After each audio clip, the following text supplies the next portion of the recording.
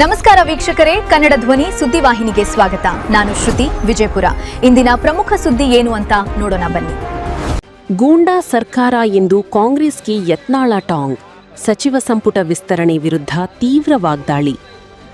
ಹೌದು ವೀಕ್ಷಕರೇ, ರಾಜ್ಯ ಸಚಿವ ಸಂಪುಟ ವಿಸ್ತರಣೆ ಬೆನ್ನಲ್ಲೇ ಕಾಂಗ್ರೆಸ್ ಸರ್ಕಾರದ ವಿರುದ್ಧ ವಿಜಯಪುರ ನಗರ ಶಾಸಕ ಬಸನಗೌಡ ಪಾಟೀಲ್ ಯತ್ನಾಳ ತೀವ್ರ ವಾಗ್ದಾಳಿ ನಡೆಸಿದ್ದು, ಹೊಸ ಸಚಿವರ ಪಟ್ಟಿಯನ್ನು ಗೂಂಡಾ ಸರ್ಕಾರದ ಸಂಪುಟ ಎಂದು ಬಣ್ಣಿಸಿದ್ದಾರೆ.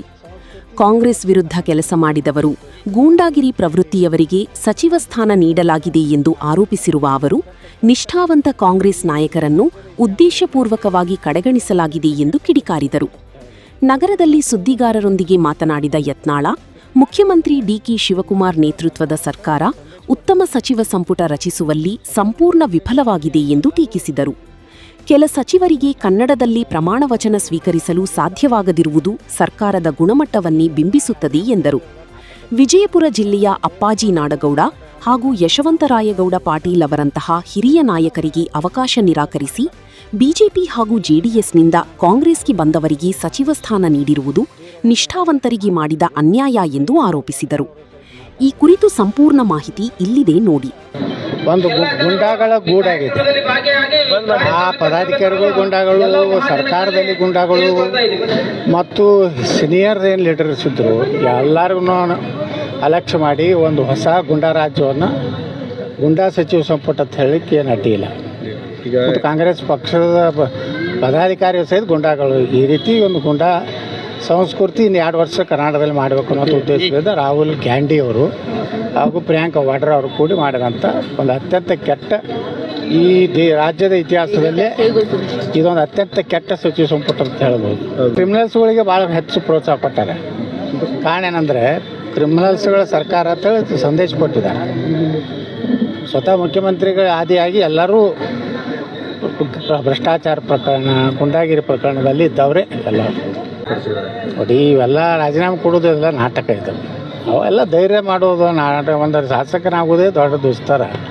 ಸುಮ್ಮನೆ ಏನೋ ಅಂಜಿಕೆ ಹಾಕ್ಲಿಕ್ಕೆ ಮಾಡ್ತಾರೆ. ಅದೇನಿಲ್ಲ. ಇನ್ನು 2 ದಿವಸನಾಗ ರಾಹುಲ್ ಗಾಂಧಿಯವರು ಮನವೊಲಿಸಿದ್ರು, ದೂರವಾಣಿ ಮೂಲಕ ಮಾತಾಡಿದರು. ಪ್ರಿಯಾಂಕಾ ವಾಡ್ರಾ ಅವರು ಸಹಿತ ಮಾತಾಡಿದ್ರು. ಅಲ್ಲಿಂದ ಖರ್ಗೆ ಅವರು ಸಹಿತ ಒದರಿದ್ರು. ಅದಕ್ಕೆ ನಾನು ಪಕ್ಷದ ಶಿಸ್ತಿನ ಸಿಪಾಯಿ. ನಾನು ಸೋನಿಯಾ ಗಾಂಧಿಯನ್ನು ಭಾಳ ನಂಬಿದ್ದೇನೆ. ಕಾಂಗ್ರೆಸ್ ನಮ್ಮ ರಕ್ತದಲ್ಲೇ ಕಾಂಗ್ರೆಸ್ ಇದೆ. ಅದು ಕಾಂಗ್ರೆಸ್ಸಿನ ರಕ್ತ ಅಥವಾ ಘಟರ ರಕ್ತ ಗೊತ್ತಿಲ್ಲ. ಆದರೂ ನಾನು ನನ್ನ ಶಾಸಕ ಸ್ಥಾನ ರಾಜೀನಾಮೆ ಕೊಟ್ಟು ವಾಪಸ್ ತೊಗೊಂಡಿದ್ದೇನೆ. ಪಕ್ಷದ ಶಿಸ್ತಿನ ಸಿಪಾಯಿ ಕೆಲಸ ಮಾಡ್ತೀನಿ. ಇದೇ ಸ್ಟೇಟ್ಮೆಂಟ್ ಬರ್ತೈತಿ. ಯಾರು ಒಬ್ಬರು ರಾಜೀನಾಮೆ ಕೊಡೋದಿಲ್ಲ. ಅಷ್ಟು ಧೈರ್ಯ ತಾಕತ್ತು ಯಾರಿಗೂ ಇಲ್ಲ. ಆಂತರಿಕವಾಗಿ ಅವ್ರದ್ದು ಏನು ಜಗಳಿದ್ದೋ ಗೊತ್ತಿಲ್ಲ. MP ಪಾಲ್ಟ್ರು ಪ್ರಭಾವಿ ರಾಜಕಾರಣಿಗಳು. ಅವ್ರು ಸಾಕಷ್ಟು ಹೈಕಮಾಂಡ್ ನಾಯಕರಿಗೆ ಕಾಫಿ ಹಿಡಿದು ಅವ್ರು ರಾತ್ರಿ ರೂಮಿನ ಬಾಡಿಗೆ ಸಹಿತ ಕೊಡ್ತಾರೆ ಬೆಂಗಳೂರಿಗೆ ಬಂದ್ರೆ. ಮತ್ತು MP ಪಾಲ್ಟ್ರು ಮಾಡಲಾರ್ದೆ ನಾನು ಕಾಂಗ್ರೆಸ್ ಯಾರು ಮಾಡಬೇಕು? ಅವ್ರನ್ನ ಇವೇನು ಶಿವಾನಂದ ಹಚ್ಚೋಡೋದು ಮಾಡಿದ್ದಿದ್ರಲ್ಲ, ಇವ ತಾನೇ ತಿನ್ನೋ ಹೈಕಮಾಂಡ್ಗೂ ಕೊಡೋಲ್ಲ, ಯಾರಿಗೂ ಅಲ್ಲ. ಮೊನ್ನೆ APMC ಮಿನಿಸ್ಟರ್ ಇದ್ದಲ್ಲ, ಅವನಿಗೆ ಸಾಲ್ತಿದ್ದಿಲ್ಲ. ಇನ್ನು DK ಶಿವಕುಮಾರ್ ಎಲ್ಲಿ ಕೊಡಬೇಕು, ರಾಹುಲ್ ಗಾಂಧಿ. ಹೀಗಾಗಿ MP ಪಾಲ್ಟ್ರು ಪ್ರಭಾವಿಗಳು ಅದಾರೆ ಕಾಂಗ್ರೆಸ್ನಲ್ಲಿ. ಯಾಕಂದ್ರೆ ಅವ್ರ ತನು ಮನ ಧನದಿಂದ 3 ಮಂದಿ ಕಾಂಗ್ರೆಸ್ ಹೈಕಮಾಂಡದ ಗಿರೇಕಿಗಳು. ಒಂದು KJ George, DK Shivakumar, MP ಪಾಲ್ಟ್ರು. ಮತ್ತು MP ಪಾಲ್ಟ್ರು ಪ್ರಭಾವಿ ಆಗೋರೆ. ಮತ್ತು ಇವರೆಲ್ಲ ಪುಕ್ಸಟ್ಟೆ ತಿಂದು ಅವರಿಗೂ ಕೊಡಬೇಕಿಲ್ಲ ಮ್ಯಾಗ.